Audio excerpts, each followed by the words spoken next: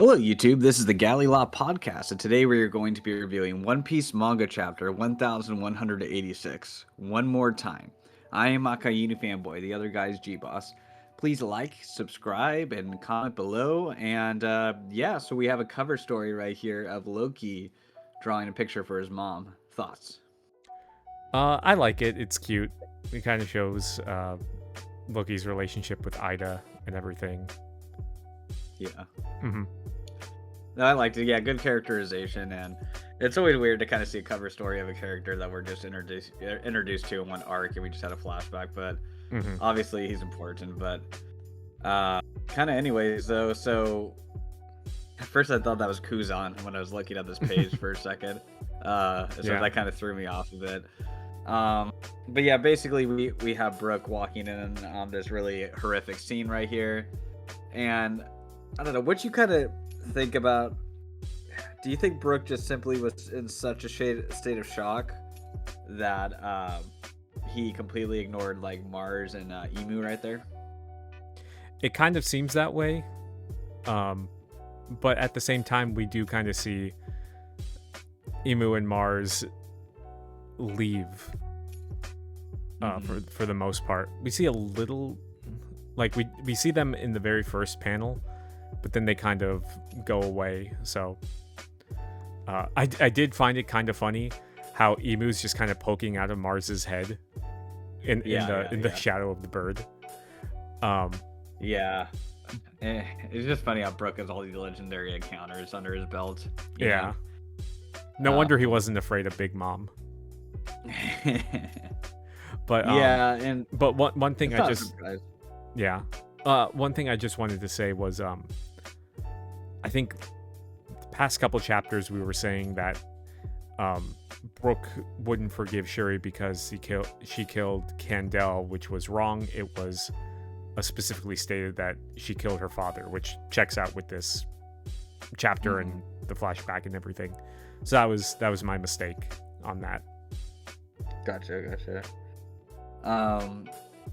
So I thought it was kind of interesting though to roughly see the interaction. So we have another sad flashback for Brook, basically. So he has two heartbreaks, but I guess he's so old that it kind of makes sense, you know.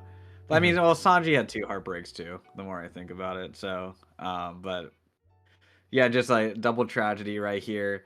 And we kind of see Emu kind of interested with Brook a little bit, which is funny. Because like Brook's just like kind of ignoring them all, you know, and then they take off. And I don't know, it was just kind of interesting to see his interaction with Princess Shuri, and Shuri basically says, you know, hey, I was born to a celestial dragon, and they were demanding thousands of slaves basically just to keep refusing to hand me over, basically. So what are your thoughts on that?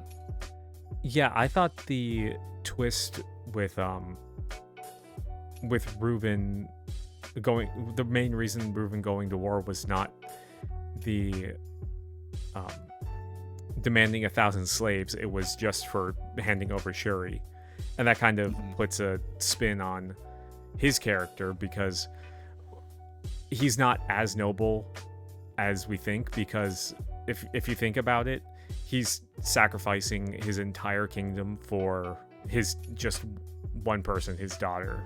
But at the same time, you can kind of see where he's going for. But I don't know, as a king, deceiving the people that way, I don't know.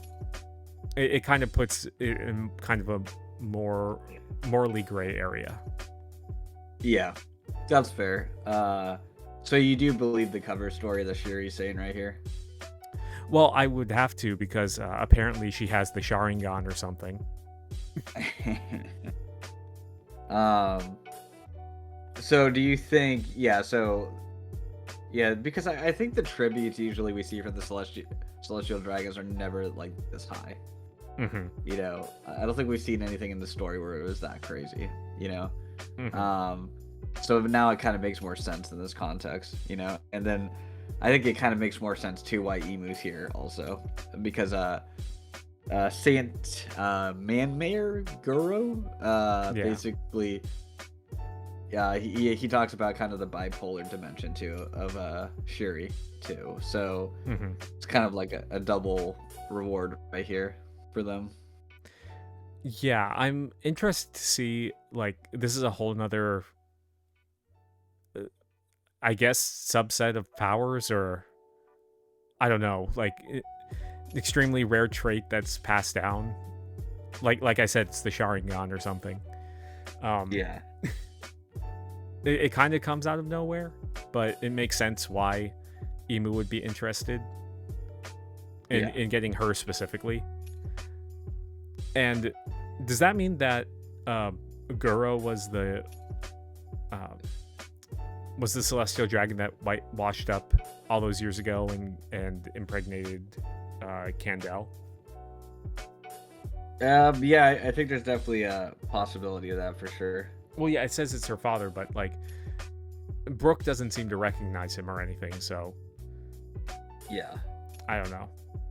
And he's like, yeah, but he's like, hey, I remember you. So it's yeah, no, that seems about right.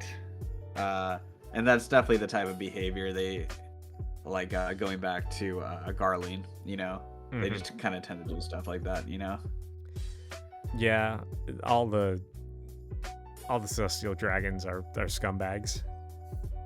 Oh, and then we don't know the one who did it to Bonnie's mother. Sorry, I'm blanking on her name. Ginny. Ginny, yes. So we don't know. Yeah, so it's like definitely a common thing that they do.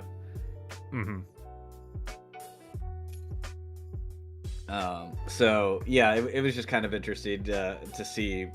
Yeah, it was like kind of a big twist right there and everything. So, and then Brook takes one to the head in a pretty brutal shot. It's like pretty wild.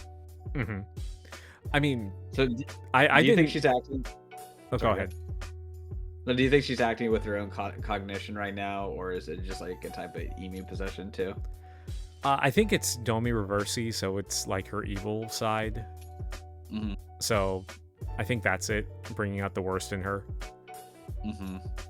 But I didn't expect Brook's scar to come from. I expected it to come from this encounter, but not literally being stabbed through the head. Yeah. Well, it came back. So, do you think there was like enough in her where she knew how to hit him to prevent him from dying? Maybe, because we do see like later on in the chapter when Brook's talking again that there is that kind of side of Shuri that is in there and that remembers rather than Gunko. So yeah. That's a possibility. Yeah, that was just kind of one thought I had, because it was the sword somehow managed to avoid all the major arteries and your brainstem. And it's like, okay, well, was there some of that part of her like that kind of came in at the last second that hit the right spot, Yeah. But yeah, especially like it is kind of like a blunder on the government to like Brook continue to live, even though Brook didn't really like process what was going on, Yeah. But, it's just another reminder that Brook's getting more characterization than Usopp, though. Oh my gosh, don't even get me started. But with that, we see the end of the flashback, and I was kind of surprised that Brook, like, this is where it ended, because I kind of expected it to pick up like where he joined the Rumbar Pirates, and then that leads into his other flashback. That's just one little thing that was kind of missing. But at the same time, I'm glad this wasn't like a completely drawn out flashback. Yeah. But my overall question is, what did this tell us that we didn't know already from the story? Like, the only thing that I can think of is the significance of Gunko's eyes. Yeah. And more characterization for Brook. Yeah, pretty much. Yeah, you can't think of anything else? Maybe that mist. Maybe. But it's just kind of like a weird, eerie thing there that might play a role sometime in the future. Mm-hmm. You know, that's kind of what I'm thinking about right now. But yeah, I mean, like, I enjoyed it. I thought it was a good flashback. I thought it was good characterization for Brook, but at the same time, it's like, I'm not the biggest Usopp fan, but man, guy's down bad. Like, it's just kind of crazy. I mean, Brook's asking like everyone to help get Shuri out of the ice, and Jinbei's like, okay, I'll break it open, and Nami's like, I'll use my lightning. Frankie's like, I'll use my radical beam, and Usopp's like, I can't do anything with my explosives. It's like, come on. Like, at this point, it has to be deliberate. Like, Oda's just teasing us on purpose. Yeah. But I feel like regardless of how it ends, he can't salvage the character part. So Robin had a good character development in this arc, and so did Brook, you know? And I would say Luffy, Luffy's gotten a lot of good character moments in this arc too, with everything. Frankie got a little bit with looking at the mural and everything, I mean, he even got a power up with the Vegapunk cola. Yeah. And then Sanji, I think has the potential to have like a really big growth just with the presence of Scop right here, too. So, but it's just, there's just literally nothing right now for Usopp. Yeah, it's not looking good for the boy, but there's always something. I mean, he could take the. I don't want it to be like a God Usopp moment where he's mistaken to do something. I want him to actually do something. Yeah, no, I agree with that, but it's just like I said, the lack of characterization moments too. I think kind of makes it just less impressive. There's no build up. It would just kind of be like a random thing at this point. Yeah.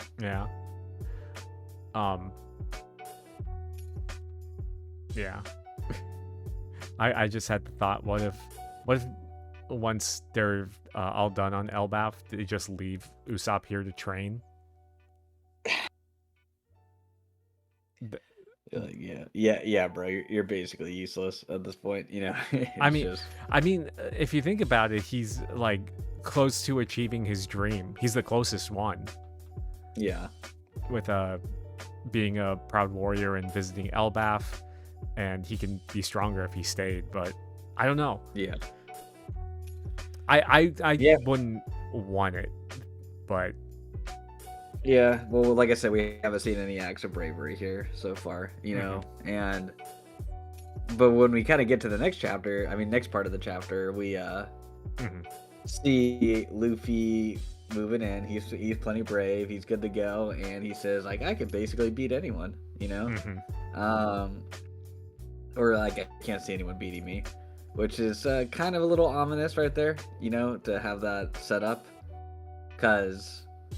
Usually when you kind of talk that way, there's going to be kind of a switch around here. And we get like an interesting insight here from Emu when he's talking about Loki and everything like that, and the giants and the giant children, and how previously they had this whole thing of kidnapping the giants' children to do what they wanted to do. And he talks about mere centuries, So, yeah, I thought that was kind of an interesting insight, and it makes you think of how old Emu actually is. I think it's kind of a fascinating thought here, but at the same time though, what do you think of Emu taking a big hit? I think this is the first big hit that we've seen. Like, we've seen him clash with Loki and everything, but this is like the first clean hit I feel like we've gotten, and it's from not even a Gear 5 Luffy, so that's kind of wild. Yeah. But yeah, it seems like we're getting into the fight proper now, the big final fight. Yeah. So, well, I think it might go back to like Sanji and Zoro against the God's Knights though, and then we have the whole Gunko plot too, and the kids and everything. Yeah, but I feel like that's going to be interspersed with the emu things, and I feel like we're going to get a lot more lore drops with this. Sure. So I'm excited for that. I mean, with the One Piece fights, it's hit or miss with the overall like choreography, but with Gear 5, I'm excited to see if he's. I would be more excited if he doesn't go into Gear 5 right away. You know. So. Well, I mean, he did that with Kizaru, and it didn't turn out well. You know. Yeah. I mean, so I'd be curious if he could actually hold his ground against Emu outside of Gear 5 or not. Yeah, that would up Kizaru's stocks.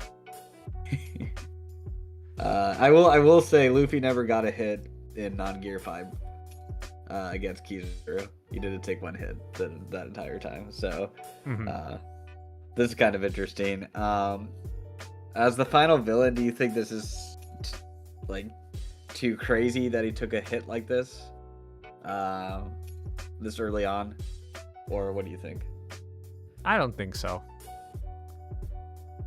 Because I mean, even at the same time, it feels like more of a comedic beat to me, because people were saying like this is kind of like a Charlos punch at somebody, which I can kind of see, but yeah, I don't think that it injures Emu too much, because we've seen him do a lot already with Loki. So with Luffy just being the wild card that he is, just coming in and punching him in the face, it just fits.